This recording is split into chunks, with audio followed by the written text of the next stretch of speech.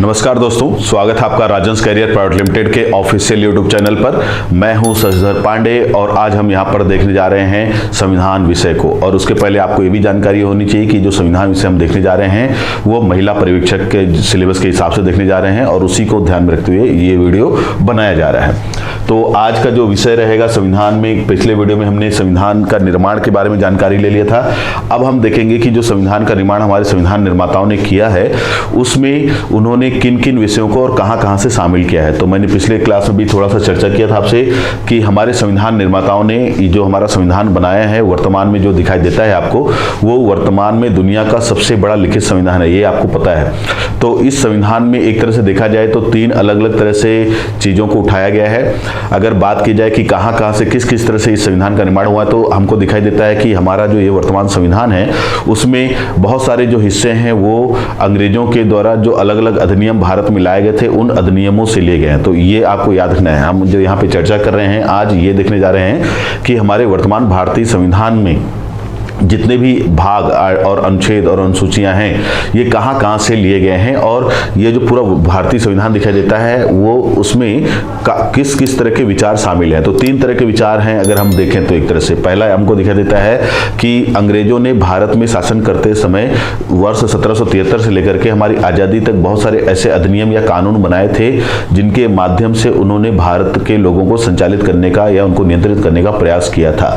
तो 1773 से लेकर के एक तरह से आज़ादी तक उन्होंने बहुत सारे अधिनियम बनाए, उसको हमको देखना है। साथ ही साथ अंग्रेजों के अलावा अगर हम बात करें तो हमारे संविधान निर्माताओं ने संविधान निर्माण करते समय दुनिया के उस समय जिन जिन देशों में संविधान पहले से मौजूद था उन समस्त देशों के संविधानों का अध्ययन किया और उन संविधानों के अंतर्गत जो भी अच्छी बातें थी, जो भी ऐसे विचार थे जिनको हम अपने भारतीय संविधान में शामिल कर सकते थे, उन विचारों को भी हमारे संविधान निर्माताओं ने शामिल कर लिया, यानी कि कॉपी पेस्ट कर लिया। इसके अलावा संविधान निर्माताओं ने हमारे जो हैं उन्होंने अपने खुद के मूल विचारों को भी हमारे संविधान में शामिल किया है। तो संविधान निर्माताओं के खुद के मूल विचार, इसके अलावा अलग अलग देशों के संविधानों की विशेषताएं और अंग्रेजों के द्वारा भारत में बनाए गए विभिन्न अधिनियम, इन सारी चीजों को अध्ययन किया और इन सारी चीजों को अध्ययन करने के बाद जो है उसे शामिल कर लिया गया हमारे वर्तमान संविधान में। तो ये सारी बातें आपको याद रखनी होगी। तो अगर हम बात करें एक एक टॉपिक को उठा करके कि कहां से क्या क्या है, तो सबसे पहले अगर हम बात करें कि भारत में अंग्रेजों ने जो अधिनियम लाए थे उनकी बात कर लेते हैं। तो अंग्रेजों ने, मैंने जैसा कि पहले ही बताया कि बहुत सारे विशेष प्रकार के अधिनियम लाए थे, उन पर हम सबसे पहले बात कर लेते हैं। कुछ महत्वपूर्ण बातें, कम से कम आपको उनका वर्ष याद रखना होगा और उन अधिनियमों में क्या है, बहुत सारी बातें हैं हमको, लेकिन एक या दो पॉइंट्स याद रखने होंगे जो कि आपको एग्जाम में उपयोगी साबित हो सकते हैं। तो सबसे पहला अगर हम बात करें कि कौन सा अधिनियम है जो अंग्रेजों ने लाया था, तो वो था, आपको ध्यान में रखना चाहिए, 1773 का रेगुलेटिंग एक्ट। लेकिन मैं इस पर आने से पहले थोड़ा सा ये भी बता देता हूं कि ये सारी बातें आ क्यों रही हैं, मतलब अंग्रेजों का अधिनियम हम क्यों पढ़ रहे हैं यहाँ पर। तो आपको पता होगा कि जैसा कि अंग्रेजों ने भारत पर 1600 में, यहाँ पर या तो थोड़ा सा आपको इसके पीछे इतिहास में भी जाना होगा कि जब भारत में आधुनिक काल में यूरोपीय देशों का आगमन हुआ तो उन यूरोपीय देशों में जो देश भारत में सर्वाधिक सफल हुआ व्यापार करने में, वो देश था ब्रिटेन। और ब्रिटेन जो है 1600 के आसपास वहां कंपनी बन चुकी थी। और एक तरह से अगर हम मान लें कि ब्रिटेन जो है, इंग्लैंड जो है 1600 में वो भारत आ गया, तो 1600 से लेकर के 1757 तक ब्रिटेन या इंग्लैंड जो है भारत में केवल व्यापार करता रहा। इसके बारे में आपको पता होना चाहिए।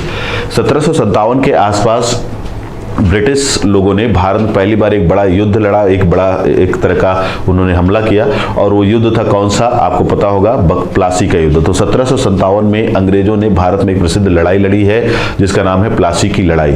तो ये आपको पता ही होगा, इतिहास का हिस्सा है जिसके बारे में आपको जानकारी होनी चाहिए। साथ ही साथ इसके बाद कुछ वर्षों बाद 1764 में अंग्रेज एक अगला महत्वपूर्ण युद्ध लड़ते हैं, एक अगली लड़ाई लड़ते हैं जिसका नाम है बक्सर की लड़ाई। तो पहले उन्होंने प्लासी की लड़ाई लड़ी 1757 में, फिर 1764 में उन्होंने बक्सर की लड़ाई लड़ी। ये जो 1764 की बक्सर की लड़ाई है जिसमें एक साइड अंग्रेज थे, दूसरे साइड बंगाल का नवाब, अवध का नवाब और आपको मुगल बादशाह शाह आलम द्वितीय, ये लोग दिखाई देते हैं। इस लड़ाई में हमको ये दिखाई देता है कि अंग्रेजों की विजय हुई। अंग्रेजों की विजय होने के चलते अंग्रेजों को भारत का शासन करने का अधिकार मिल जाता है और 1765 में अंग्रेजों का नियंत्रण भारत में स्थापित हो जाता है। तो एक तरह से देखा जाए तो वर्ष 1765 में अंग्रेजों ने भारत पर अपना नियंत्रण स्थापित कर लिया। यानी कि उनको भारत का शासन करने का अधिकार मिल गया। जैसे ही उन्हें ये शासन करने का अधिकार मिलता है तो हमें दिखाई देता है कि उन लोगों ने, उन व्यापारियों ने इतना ज़्यादा लूटपाट किया कि उनके इस व्यवहार को नियंत्रित करने के लिए ब्रिटिश पार्लियामेंट में ये मांग उठी कि ये जो ब्रिटिश व्यापारी भारत में रह रहे हैं ईस्ट इंडिया कंपनी के, उनके व्यवहार को नियंत्रित किया जाना चाहिए, उनके व्यवहार को रेगुलेट किया जाना चाहिए। तो इन मांगों के चलते ही ब्रिटिश संसद ने 1773 में एक पहला अधिनियम या पहला कानून प्रस्तुत किया जिसका नाम है 1773 का रेगुलेटिंग एक्ट। तो ये सारी बातें मैंने इसलिए बताई ताकि आपको ये बैकग्राउंड पता चले कि क्यों आया 1773 का रेगुलेटिंग एक्ट। तो भारत में व्यापार करने वाले ब्रिटिश ईस्ट इंडिया कंपनी के व्यापारियों और उनके अधिकारियों के व्यवहार को नियंत्रित करने के लिए ब्रिटिश संसद के द्वारा 1773 में क्या लाया गया, रेगुलेटिंग एक्ट। तो ये पहला अधिनियम है, पहला कानून है जो अंग्रेजों ने भारत में लाया था, जिसके बारे में आपको आइडिया होना चाहिए। तो सबसे पहला जो अधिनियम हमको पता होना चाहिए वो कौन सा है, 1773 का रेगुलेटिंग एक्ट।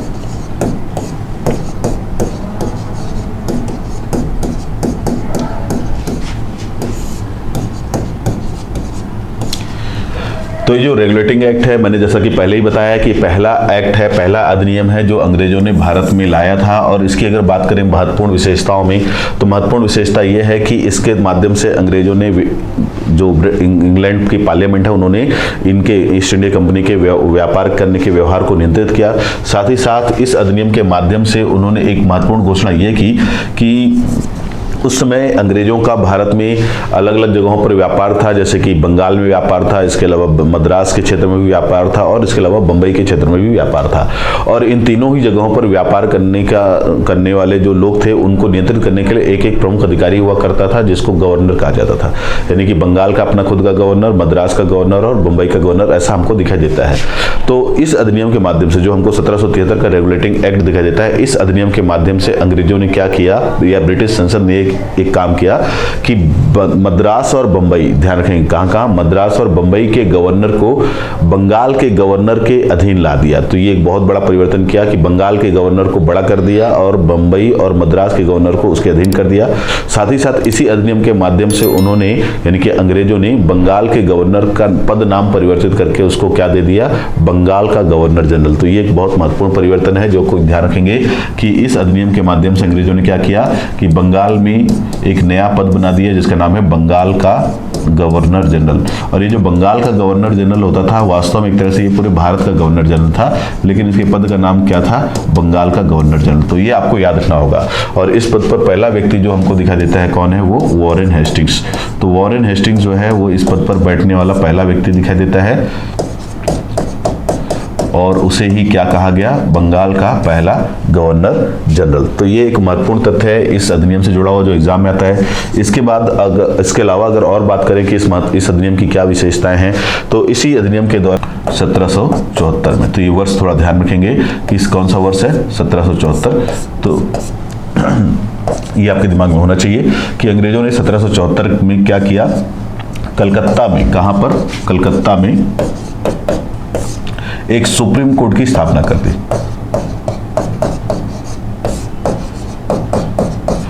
तो ये एक अगला महत्वपूर्ण घटनाक्रम है।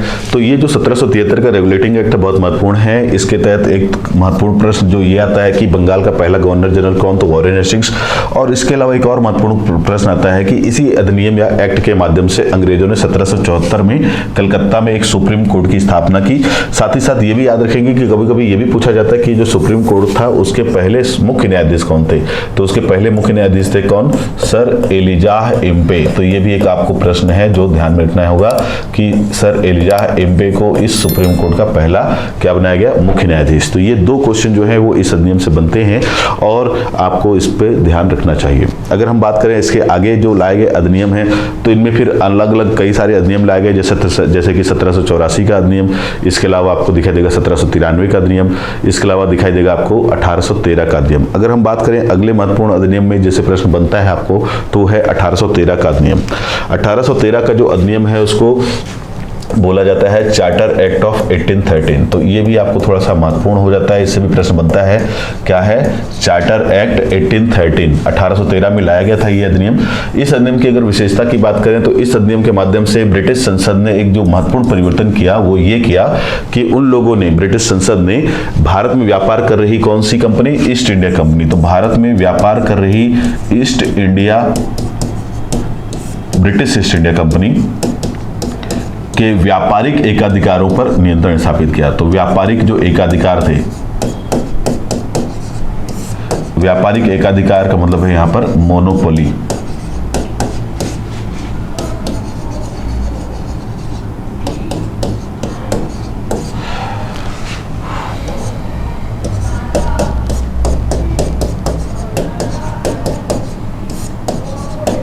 तो ये आपको थोड़ा ध्यान रखना होगा कि इस अधिनियम के द्वारा, कौन सा अधिनियम है? Charter act 1813। इस अधिनियम के द्वारा जो है ब्रिटिश पार्लियामेंट ने, उसने ईस्ट इंडिया कंपनी के भारत में व्यापारिक एकाधिकार को क्या कर दिया? नियंत्रित किया। यानी कि नियंत्रित करने का मतलब कि ये जो कंपनी थी ईस्ट इंडिया कंपनी, ये जब से भारत में आई थी और तब से व्यापार करी थी, तब से लेकर के 1813 तक किसी भी तरह का व्यापार करने का अधिकार केवल और केवल उसी को था। बहुत बड़ा परिवर्तन है ये, आपको याद रखना है कि जब से कंपनी भारत आई थी तब से लेकर के 1813 तक भारत में किसी भी तरह का, किसी भी वस्तु का व्यापार करने का अधिकार सिर्फ और सिर्फ इसी कंपनी के पास हुआ करता था।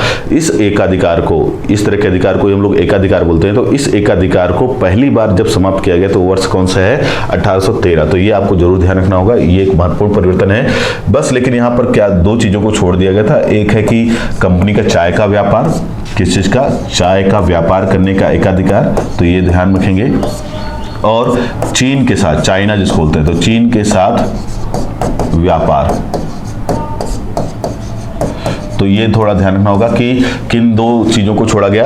तो बाकी सारे एकाधिकार, मतलब ईस्ट इंडिया कंपनी के सारे एकाधिकार को छीन लिया गया, लेकिन चाय का व्यापार करने का एकाधिकार अभी भी किसके पास था? ईस्ट इंडिया कंपनी के पास। और चाइना के साथ किसी भी तरह का व्यापार करने का एकाधिकार भी किसके पास था? ईस्ट इंडिया कंपनी के साथ, ईस्ट इंडिया कंपनी के पास। एकाधिकार का मतलब आपको क्लियर होना चाहिए। एकाधिकार का मतलब है कि जब किसी चीज का व्यापार करने का अधिकार केवल एक ही कंपनी को हो, तो वह है एकाधिकार। तो इस अधिनियम की महत्वपूर्ण विशेषताएं ये सारी है जिनसे प्रश्न बनते रहे। अगर हम बात करें 1813 के चार्टर एक्ट के अलावा अगला महत्वपूर्ण जो एक्ट है तो वो आपको दिखा देता है 1833 का चार्टर एक्ट। ये भी महत्वपूर्ण है। ये कब आया है? तो ये वर्ष याद रखना होगा और नाम है इसका क्या? 1800, आप ऐसा भी लिख सकते हैं, चार्टर एक्ट ऑफ 1833। तो 1833 का चार्टर एक्ट। तो ये जो चार्टर एक्ट है ये भी महत्वपूर्ण चार्टर एक्ट है। और अगर इस चार्टर एक्ट की बात करें तो इसमें जो महत्वपूर्ण परिवर्तन है जिससे प्रश्न आते हैं आपको, वो एक ये है कि इस एक्ट या अधिनियम के माध्यम से अंग्रेजों ने ईस्ट इंडिया कंपनी का जो एकाधिकार था, ये अब यहाँ पर फिर परिवर्तन होता है। और वो परिवर्तन ये है कि ईस्ट इंडिया कंपनी का एकाधिकार पूरी तरह से समाप्त कर दिया जाता है। तो ये थोड़ा आपको ध्यान रखना होगा। ठीक, तो सबसे महत्वपूर्ण परिवर्तन तो यही है कि इस अधिनियम के द्वारा, इस एक्ट के द्वारा ईस्ट इंडिया कंपनी का जो एकाधिकार था वो पूरा समाप्त कर दिया जाता है। इसके पहले मैंने बताया था कि केवल दो चीजों का एकाधिकार बचा था। एक बचा था क्या? चाय का, और दूसरा चाइना के साथ व्यापार करने का। तो चाय और चाइना के साथ व्यापार करने का जो एकाधिकार बचा था उसे भी 1833 में आते आते पूरी तरह से क्या कर दिया गया? समाप्त कर दिया गया। इसके अलावा और अगर क्या महत्वपूर्ण है इस अधिनियम में, तो इस अधिनियम के द्वारा ही अंग्रेजों ने एक और परिवर्तन किया, और वो परिवर्तन ये था कि अभी तक जो पूरे भारत में जो हेड हुआ करता था अंग्रेजों का, उसको नाम दिया गया था बंगाल का गवर्नर जनरल, जो कि मैंने पहले बताया। अब उस पद का नाम फिर से परिवर्तित किया गया और उस पद का नया नाम दिया गया भारत का गवर्नर जनरल। तो जो व्यक्ति वास्तव में भारत का गवर्नर जनरल ही था, लेकिन उसको नाम दिया जा रहा था क्या? बंगाल का गवर्नर जनरल। इस कमी को दूर किया गया और उसका नाम क्या कर दिया गया? भारत का गवर्नर जनरल। तो ये एक नया परिवर्तन हुआ कि अब वाकई में उसका नाम क्या हो गया? भारत का गवर्नर जनरल। और इस तरह से भारत का गवर्नर जनरल कहलाने वाला जो पहला व्यक्ति अंग्रेज अधिकारी दिखाई देता है वो कौन है? Lord William Bentinck. तो ये ध्यान रखेंगे, लॉर्ड विलियम बेंटिक है। वही लॉर्ड विलियम बेंटिक है जिसने सती प्रथा को प्रतिबंधित करवाया था। तो ध्यान रखेंगे ये सती प्रथा को प्रतिबंधित करने वाला व्यक्ति भी कौन है? Lord William Bentinck. और यही वो व्यक्ति है जिसको भारत का प्रथम गवर्नर जनरल भी कहा गया है। इसके अलावा अगर हम बात करें अन्य महत्वपूर्ण अधिनियमों की, तो अन्य महत्वपूर्ण अधिनियम में अगला महत्वपूर्ण अधिनियम है भारत सरकार अधिनियम 1858। तो ये भी एक महत्वपूर्ण अधिनियम है। ये अधिनियम ध्यान रखेंगे, पहले तो नाम है 1858 में आया है ये। इस अधिनियम की अगर महत्वपूर्ण विशेषताओं की बात करें तो इस अधिनियम के अंतर्गत हमको ये दिखाई देता है कि इसके एक वर्ष पहले ही, मतलब 1858 के एक वर्ष पहले ही, अर्थात 1857 में भारत का महान विद्रोह हुआ था। भारत का प्रथम स्वतंत्रता संघर्ष हुआ था, जिसके बारे में आपको आइडिया होना चाहिए। तो 1857 में भारत में प्रथम स्वतंत्रता संघर्ष होता हुआ दिखाई देता है। और उसके अगले ही वर्ष अंग्रेजों ने एक अधिनियम प्रस्तुत किया जिसका नाम है भारत सरकार अधिनियम 1858। इस अधिनियम की अगर महत्वपूर्ण विशेषताओं की बात करें तो क्योंकि 1857 के विद्रोह के बाद आया था, इसलिए अंग्रेजों ने यानी कि ब्रिटिश पार्लियामेंट ने 1857 के जो विद्रोह थे उनके कारणों को जाना और उन कारणों को दूर करने का प्रयास किया, मतलब उन समस्याओं को दूर करने का प्रयास किया जिसकी वजह से 1857 का विद्रोह हुआ था। तो इसमें सबसे महत्वपूर्ण एक परिवर्तन तो अंग्रेजों ने ये किया कि इस अधिनियम के माध्यम से उन्होंने देशी रियासतों के साथ एक तरह से उनके साथ ये वादा किया कि वो उनके आंतरिक मामलों में कोई हस्तक्षेप नहीं करेंगे। तो एक महत्वपूर्ण बात ये हुई कि ब्रिटिश संसद या ब्रिटिश क्राउन ने ये तय कर लिया कि वो भारत के जो राज्य हैं, रजवाड़े हैं, ध्यान सुनिएगा कि ब्रिटिश क्राउन या ब्रिटिश संसद ने ये निर्णय लिया कि भारत के जो देशी रियासतें हैं, देशी राज्य रजवाड़े हैं, उनके आंतरिक मामलों में ब्रिटिश सरकार किसी भी तरह का हस्तक्षेप नहीं करेगी। तो एक परिवर्तन तो ये किया, लेकिन उससे भी बड़ा परिवर्तन जो आपको ध्यान में रखना चाहिए कि वो ये है कि इस अधिनियम के द्वारा ही अंग्रेजों ने ये भी तय कर लिया कि अब आज से, यानी कि ब्रिटिश संसद ने ये तय कर लिया कि अब भारत में ईस्ट इंडिया कंपनी का शासन हमेशा के लिए क्या कर दिया जाएगा? समाप्त कर दिया जाएगा। तो इसी अधिनियम के द्वारा भारत में ईस्ट इंडिया कंपनी के शासन को हमेशा के लिए रोक दिया गया, समाप्त कर दिया गया। और इसी अधिनियम के द्वारा अंग्रेजों ने भारत के शासन को ब्रिटिश क्राउन को सौंप दिया। तो ये आपको ध्यान रखना है कि इस अधिनियम का जो महत्वपूर्ण पॉइंट है वो ये है कि इस अधिनियम के द्वारा भारत के शासन को किसको सौंप दिया गया? ब्रिटिश क्राउन यानी कि ब्रिटिश ताज को, यानी कि वहां के राजा रानी को। तो अभी तक भारत जो है वो ब्रिटेन की एक छोटी सी कंपनी ईस्ट इंडिया कंपनी के अधीन था, यानी कि उसका गुलाम था। अब भारत का जो ये एक अधिकार था भारत पर शासन करने का, वो अधिकार छीन लिया गया ब्रिटिश ईस्ट इंडिया कंपनी से और वो अधिकार दे दिया गया किसको? ब्रिटिश क्राउन या वहां के ताज को। तो ये बहुत बड़ा परिवर्तन है जो आपको ध्यान रखना होगा। किस अधिनियम के द्वारा लाया गया? 1858 के अधिनियम के द्वारा। अगर बात करें इस अधिनियम में एक आध दो और महत्वपूर्ण बातों की, तो ये भी आपको याद रखना होगा कि इसी अधिनियम के द्वारा जो भारत का जो गवर्नर जनरल था उसके पद का नाम भी परिवर्तित कर दिया गया और उसके पद का नाम क्या कर दिया गया? वायसराय। तो गवर्नर जनरल की जगह नया पद आया क्या? वायसराय। और वायसराय जो था, मतलब इस अधिनियम के चलते जो पहला वायसराय बना वो व्यक्ति कौन है? तो उसका नाम है लॉर्ड कैनिंग। तो ये थोड़ा आपको ध्यान रखना होगा कि एक तो सबसे पहला महत्वपूर्ण परिवर्तन जो आपको याद रखना है कि भारत का शासन ईस्ट इंडिया कंपनी से छीन लिया गया और ये शासन सीधा किसके अधीन कर दिया गया? ब्रिटिश क्राउन, यानी कि वहां के ताज या राजा या रानी के नीचे। और गवर्नर जनरल के पद का नाम परिवर्तित करके नया पद नाम दिया गया वायसराय। और इस वायसराय पद पर पहला व्यक्ति जो एक तरह से दिखाई दे रहा है वो कौन है? Lord Canning. अगर बात करें इस अधिनियम की अन्य महत्वपूर्ण विशेषताओं में, तो एक और बहुत ही महत्वपूर्ण विशेषता है कि इस अधिनियम के द्वारा ही अंग्रेजों ने, यानी कि ब्रिटिश संसद ने एक पद का निर्माण किया, नया पद, जिसका नाम है सचिव, या आप उसको बोल सकते हो भारत का सचिव। तो महत्वपूर्ण परिवर्तन क्या है? एक ये कि अंग्रेजों ने एक नए पद का निर्माण किया जिसका नाम है भारत सचिव। क्या नाम है? भारत सचिव। और ये जो भारत सचिव नामक जो ये पद हुआ करता था, ये व्यक्ति कहाँ रहता था? ब्रिटेन में। ठीक है, ध्यान रखेंगे ये कहाँ पे था, ब्रिटेन का संसद का हिस्सा होता था। तो ब्रिटिश संसद में एक नए पद का निर्माण किया गया जिसका नाम है भारत सचिव। और ये भारत सचिव जो हुआ करता था, ये इसके पास सबसे महत्वपूर्ण काम क्या था, ये भारत में होने वाली समस्त तरह की घटनाओं के ऊपर नजर रखता था। भारत का एक तरह से पूरे भारतीय गतिविधियों का मुख्य जिम्मेदार व्यक्ति था। तो थोड़ा सा इसको समझ के चलना है आपको कि ये बहुत महत्वपूर्ण अधिनियम है 1858 का। और इसमें जैसा मैंने बताया कि शासन अंग्रेजों ने किसको सौंप दिया, ब्रिटिश इंडिया कंपनी से लेकर के ब्रिटिश क्राउन को।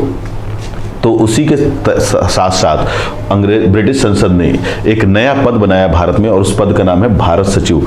ये जो भारत सचिव होता था ये इंग्लैंड में रहा करता था और ब्रिटिश पार्लियामेंट का सदस्य हुआ करता था। काम क्या था, काम इसका ये था कि ये भारत में जो भी काम हो रहा है उन सारे कामों पर नजर रखेगा। और ये इसके नीचे कौन होता था, तो वायसराय। तो वायसराय जो रहता था वो भारत में रहा करता था और ये वायसराय जो है अपनी सारी रिपोर्ट बना करके किसको सौंपता था, ध्यान रखेंगे, भारत सचिव को। और भारत सचिव जो है कि आपको पता ही है कि वो कहाँ किसका सदस्य था, ब्रिटिश पार्लियामेंट का एक सामान्य सदस्य होता था। तो वायसराय अपनी रिपोर्ट देता था सचिव को, भारत सचिव को, और भारत सचिव उस रिपोर्ट को प्रस्तुत करता था कहाँ पर, ब्रिटेन की संसद में। इस तरह से एक प्रशासनिक पूरा आपको कार्यवाहियां दिखाई देती हैं। तो बहुत महत्वपूर्ण है ये अधिनियम। कौन सा अधिनियम, 1858 का अधिनियम। बात करें अगर हम लोग इसके बाद के अधिनियमों की, तो इसके बाद जो अगला अधिनियम दिखाई देता है, एक है आपका 1896 का अधिनियम। तो 1896 के अधिनियम में हमको ये दिखाई देता है कि पहली बार भारत के लोगों को चुनाव लड़ने का अधिकार दिया गया। तो भारत में पहली बार एक तरह से चुनाव की बात आती है, चुनाव लड़ने की बात आती है, भारतीयों को पहली बार चुनाव में शामिल होने का अधिकार दिया गया। इस तरह के जो है परिवर्तन हमको कब दिखाई देते हैं, 1896 के अधिनियम में। इसके बाद अगर हम बात करें अगले महत्वपूर्ण अधिनियम की, तो अगला जो महत्वपूर्ण अधिनियम हमको दिखाई देता है वो 1909 का अधिनियम है। 1909 का अधिनियम जो है उसका नाम हमको दिखाई देता है भारत परिषद अधिनियम। क्या नाम दिखाई देता है, तो 1909 के अधिनियम का हमको नाम दिखाई देता है भारत परिषद अधिनियम या इंडियन काउंसिल एक्ट। तो ये जो 1909 का अधिनियम है, ये इसके नाम वगैरह से भी प्रश्न आ जाते हैं। इसका एक और नाम मिलता है आपको जो ध्यान रखना होगा, इसका एक और नाम है Morley Minto act. Morley Minto act जो है ये इसका एक अन्य नाम दिखाई देता है हमको। तो ये सब आते रहता है एग्जाम में, आपको ध्यान रखना होगा। चाहे इसको भारत परिषद अधिनियम बोलिए, चाहे इंडियन काउंसिल एक्ट बोलिए, चाहे मार्ले मिंटो एक्ट बोल लीजिए। ये आया कब है, 1909 की। अगर बात करें इसकी विशेषताओं की, 1909 के इस अधिनियम की विशेषताओं की, तो सबसे महत्वपूर्ण विशेषता ये है कि इस अधिनियम के द्वारा अंग्रेजों ने भारत में मुसलमानों को पृथक निर्वाचन का अधिकार दिया, जिसको हम लोग सांप्रदायिक निर्वाचन का अधिकार भी बोलते हैं। तो ध्यान रखेंगे कि इस अधिनियम के द्वारा ही अंग्रेजों ने भारत में मुस्लिम लीग की मांगों को ध्यान में रखते हुए मुसलमानों के लिए पृथक निर्वाचन क्षेत्रों की घोषणा कर दी, जिसके तहत यह नियम बनाया गया कि भारत में कुछ ऐसे क्षेत्र होंगे जो मुसलमानों के लिए आरक्षित होंगे और उन क्षेत्रों में केवल मुसलमान व्यक्ति ही चुनाव के लिए खड़ा हो सकता है और उसे उस क्षेत्र की केवल मुसलमान जनता के द्वारा ही चुना जा सकता है। तो इससे एक तरह से हमको दिखाई देता है कि कहीं न कहीं अंग्रेजों ने भारत में फूट डालो और शासन करो की नीति की शुरुआत कर दी, जिसके तहत उन्होंने भारत में हिंदू और मुसलमानों को आपस में लड़ाने का प्रयास किया। तो ये आपको महत्वपूर्ण है, ये ध्यान में रखना पड़ेगा। बढ़ते अपने अगले अधिनियम की ओर। अगर अगला महत्वपूर्ण अधिनियम देखें हम लोग तो वो है कौन सा, 1919 का भारत सरकार अधिनियम। तो ध्यान रखेंगे कौन सा, 1919 का अधिनियम, जिसको हम लोग मॉन्टेग्यू चेम्सफोर्ड अधिनियम के नाम से भी जानते हैं। तो मॉन्टेग्यू चेम्सफोर्ड अधिनियम ये बहुत महत्वपूर्ण अधिनियम है। तो मॉन्टेग्यू चेम्सफोर्ड अधिनियम ये आपको ध्यान रखना होगा, या भारत परिषद अधिनियम 1919। तो ये जो 1919 का अधिनियम है ये भी महत्वपूर्ण है। इसमें अगर हम बात करें तो इसमें सबसे महत्वपूर्ण बात ये है कि अंग्रेजों ने इसी अधिनियम के माध्यम से भारत में पहली बार द्वैध शासन प्रणाली की शुरुआत की। किसकी, तो ये याद रखना होगा कि इसी अधिनियम के द्वारा अंग्रेजों ने भारत में पहली बार द्वैध शासन प्रणाली, जिसको इंग्लिश में आप लोग बोलते हो डायरकी, ठीक है, या आप ऐसा भी लिख सकते हैं डायरकी। तो इसी अधिनियम के माध्यम से अंग्रेजों ने भारत में क्या लाया, द्वैध शासन प्रणाली लाया। द्वैध शासन का और कहां पर लाया, तो ये भी प्रश्न आता है कि पहली बार भारत में जो द्वैध शासन प्रणाली लाई गई थी वो प्रांत, यानी कि जिसको आप लोग राज्य भी बोलते हो, स्टेट जिसको इंग्लिश में बोल सकते हैं हम लोग, तो स्टेट्स के स्तर पर, प्रांत के स्तर पर। तो ये ध्यान रखना है कि अंग्रेजों ने 1919 के अधिनियम के माध्यम से ही पहली बार भारत में प्रांतों या राज्यों के स्तर पर क्या लाया था, द्वैध या डायरकी सिस्टम लाया था, द्वैध शासन प्रणाली या डायरकी सिस्टम हम लाया था। क्या विशेषता है इसकी, क्या होता है द्वैध शासन? द्वैध मतलब दो, यानी कि दो अलग अलग शक्तियों के द्वारा शासन। तो इसके तहत अंग्रेजों ने नियम ये बनाया कि जो प्रांत या राज्य होंगे, जो भारत के प्रांत या राज्य होंगे, वहां पर जो शासन करने के अधिकार होंगे उनको दो भागों में बांट दिया जाएगा। एक होगा आरक्षित भाग और दूसरा होगा हस्तांतरित। तो अंग्रेजों ने यह भी काम किया, ध्यान रखेंगे कि राज्यों के स्तर पर शासन करने की शक्तियों को दो भागों में बांटा। एक भाग है आरक्षित, दूसरा भाग है हस्तांतरित। आरक्षित और हस्तांतरित। आरक्षित जिसको आप लोग रिजर्व बोलते हैं, हस्तांतरित जिसको हम लोग ट्रांसफर्ड। तो रिजर्व्ड एंड ट्रांसफर्ड। इसके तहत अंग्रेजों ने किया क्या वो भी थोड़ा समझ लीजिए आप लोग। आरक्षित के तहत अंग्रेजों ने ये बोला कि कुछ ऐसे विषय होंगे, राज्यों के शासन करने के कुछ ऐसे विषय होंगे जिन पर काम करने का, कानून बनाने का अधिकार सिर्फ और सिर्फ अंग्रेजों के पास होगा। यानी कि उन्होंने ऐसे कुछ विषयों को अपने पास आरक्षित कर लिया। ठीक है, ध्यान रखना है कि कुछ विषयों को उन्होंने अपने पास आरक्षित कर लिया जिन पर काम करने का अधिकार केवल और केवल अंग्रेजों को होगा। जैसे कि वित्त, उदाहरण के लिए फाइनेंस। तो वित्त का विषय कैसा विषय था जिस पर उन्होंने ये तय किया कि काम कौन करेगा? अंग्रेज। इसके अलावा कुछ ऐसे विषय थे जिनको उन्होंने भारतीयों को शासन करने के लिए सौंप दिया। तो जिन विषयों को उन्होंने भारतीयों को शासन करने के लिए सौंप दिया वही विषय क्या कहलाए? ट्रांसफर्ड या हस्तांतरित। जैसे कि लोक स्वास्थ्य, शिक्षा, चिकित्सा, इस तरह के जो विषय थे उसको उन्होंने किसको सौंप दिया? भारतीयों को। तो यही व्यवस्था क्या कहलाती है? द्वैध। द्वैध मतलब मैंने जैसा बताया दो, तो दो भाग हैं, एक आरक्षित और एक है हस्तांतरित। मतलब शासन करने की जो शक्तियां हैं उनको दो भागों में बांटा गया, आरक्षित और हस्तांतरित। आरक्षित विषय पर काम करने का अधिकार अंग्रेजों के पास, हस्तांतरित विषयों पर काम करने का अधिकार भारतीयों के पास। इस तरह से ये व्यवस्था की गई। तो इस अधिनियम की जो सबसे महत्वपूर्ण विशेषता है वो यही बात है कि इसके द्वारा राज्यों में क्या लागू किया गया था? द्वैध शासन प्रणाली। अगर हम बात करें अगला महत्वपूर्ण अधिनियम जिससे आपको प्रश्न बनता है वो है कौन सा? भारत सरकार अधिनियम 1935। तो ये भी बहुत महत्वपूर्ण है, ध्यान रखेंगे। अगला महत्वपूर्ण अधिनियम कौन सा है? भारत सरकार अधिनियम 1935, गवर्नमेंट ऑफ इंडिया एक्ट 1935। तो ये आपके लिए बहुत ही महत्वपूर्ण है क्योंकि आपको एक सबसे पहला प्रश्न तो इस अधिनियम से ये आता है कि प्रश्न एक ऐसा प्रश्न आता है आपको कि भारत का जो वर्तमान का संविधान है उस वर्तमान के संविधान में सर्वाधिक हिस्सा कहाँ से लिया गया है? मतलब जितना बड़ा आज हमारा संविधान है उसका सबसे ज्यादा हिस्सा कहाँ से लिया गया है? तो उसका उस प्रश्न का उत्तर क्या है? भारत सरकार अधिनियम 1935। तो ये बहुत महत्वपूर्ण प्रश्न है, आता रहता है अक्सर कि भारतीय संविधान का सर्वाधिक हिस्सा किस जगह से उठाया गया है? तो भारत सरकार अधिनियम 1935। या ऐसा भी आ सकता है कि भारतीय संविधान का लगभग 50% से अधिक हिस्सा कहां से लिया गया है? तो भारतीय संविधान का लगभग 50% से अधिक हिस्सा कॉपी किया गया भारत सरकार अधिनियम 1935। तो बहुत महत्वपूर्ण है, ध्यान में रखेंगे। अगर हम बात करें इस अधिनियम की कुछ महत्वपूर्ण घोषणाओं की, तो इस अधिनियम के द्वारा एक जो सबसे महत्वपूर्ण घोषणा की गई अंग्रेजों के द्वारा वो है कि भारत में, कहां पर? भारत में जो अंग्रेजों के अधीन राज्य हैं, किसके अधीन? अंग्रेजों के अधीन राज्य हैं, उन राज्यों को, और अगर कोई अन्य राज्य जो इसमें शामिल होना चाहता है वो, तो भारत में स्थित अंग्रेजों के राज्यों को मिला करके एक अखिल भारतीय संघ की स्थापना की जाएगी। तो उन्होंने, अंग्रेजों ने घोषणा की कि भारत में एक ऑल इंडिया फेडरेशन,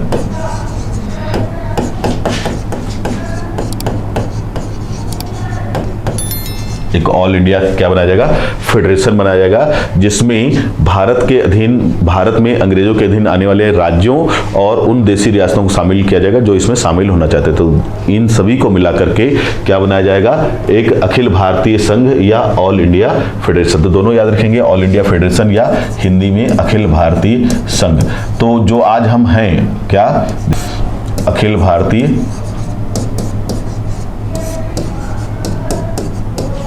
संघ। बस आपको ये अंतर याद रखना है कि हम अभी वर्तमान में फेडरेशन नहीं है, हम अभी वर्तमान में क्या है? यूनियन। लेकिन जो आज हम यूनियन या संघ के रूप में आज दिखाई देते हैं, इसकी पहली बार जो कल्पना आई थी वो कब आई थी? भारत सरकार अधिनियम 1935, जिसके तहत अंग्रेजों ने बोला कि भारत में क्या बनाया जाना चाहिए? एक अखिल भारतीय संघ या ऑल इंडिया फेडरेशन बनाया जाना चाहिए, जो आज हम दिखाई देते हैं। इसके अलावा अगर और महत्वपूर्ण बातों की बात करें इस अधिनियम में जो हमको दिखाई देती है, उनमें से एक है कि इसी अधिनियम के द्वारा अंग्रेजों ने भारत में शक्तियों का बंटवारा किया, जो आज हमको संविधान में दिखाई देता है। तो इसी अधिनियम के तहत उन्होंने 3 सूचियां प्रस्तुत की: संघ सूची, राज्य सूची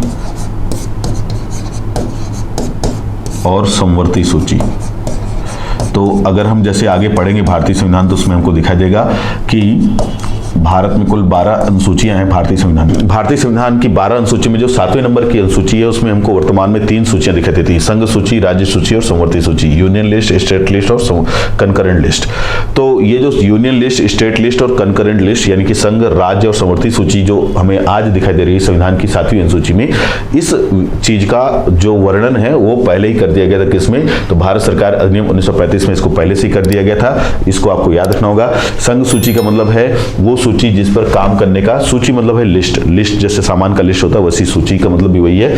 तो अंग्रेजों ने ये बात कह दी थी कि किसके पास किन चीजों पर कानून बनाने का अधिकार होगा। तो संघ सूची का मतलब होता है वो सूची या वो विषय जिस पर काम करने का अधिकार केवल और केवल भारत सरकार या केंद्र सरकार के पास होगा, उसको कहा जाएगा क्या? संघ सूची।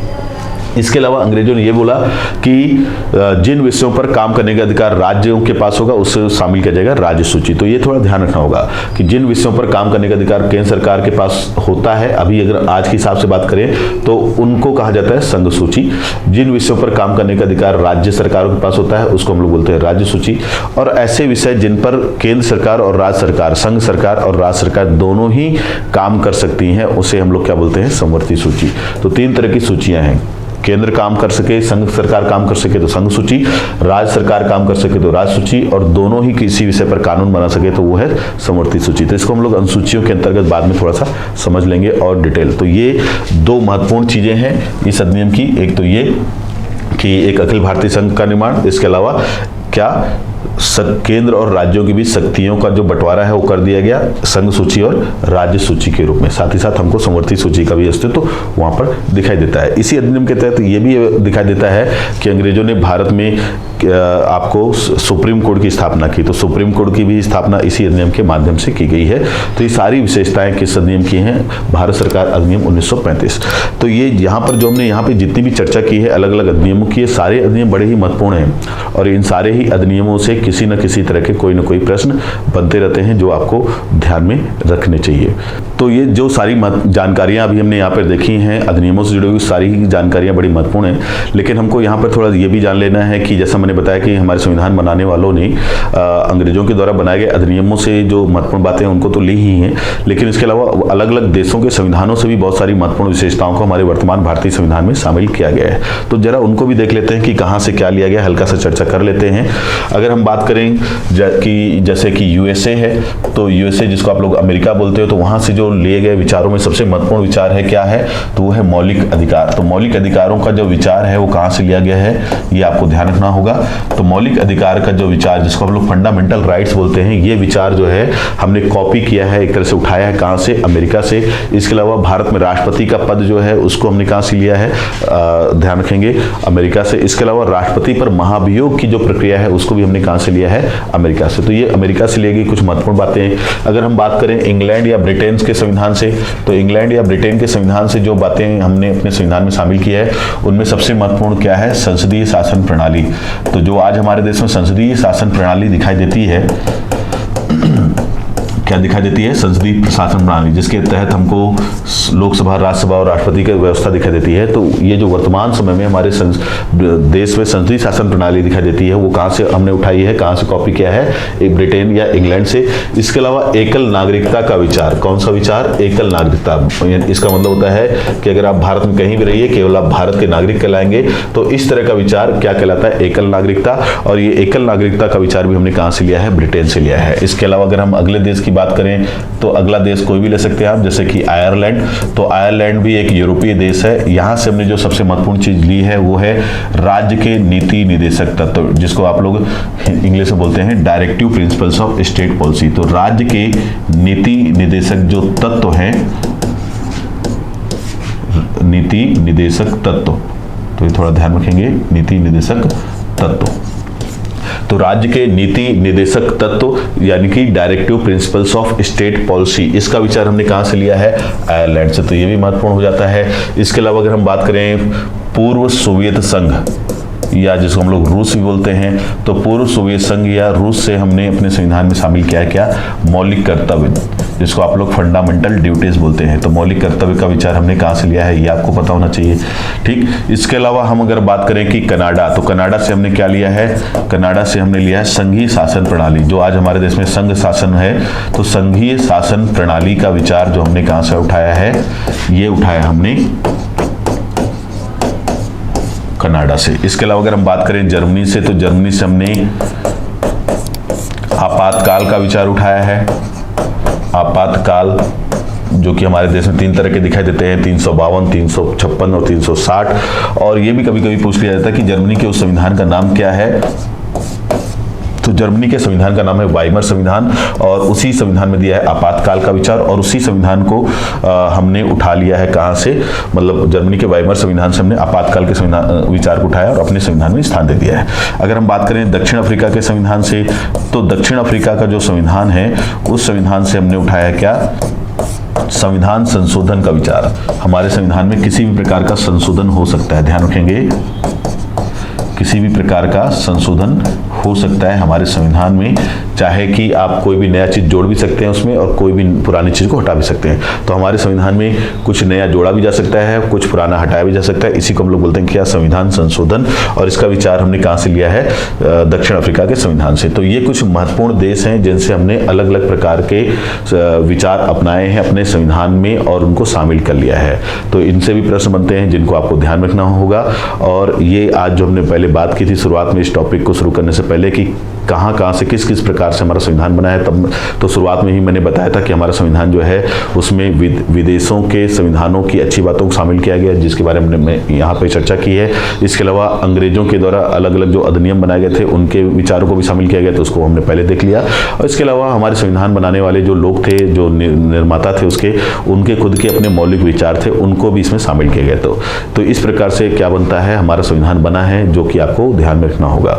तो ये सारे ही प्रश्न जो अभी हमने यहाँ पे बात की, सारे टॉपिक जिन पर हमने चर्चा की है, इनसे प्रश्न अक्सर आते रहते हैं जिनको आपको ध्यान में रखना चाहिए। तो आज के इस वीडियो में केवल इतना ही। मिलते हैं अपने अगले वीडियो में, तब तक के लिए धन्यवाद।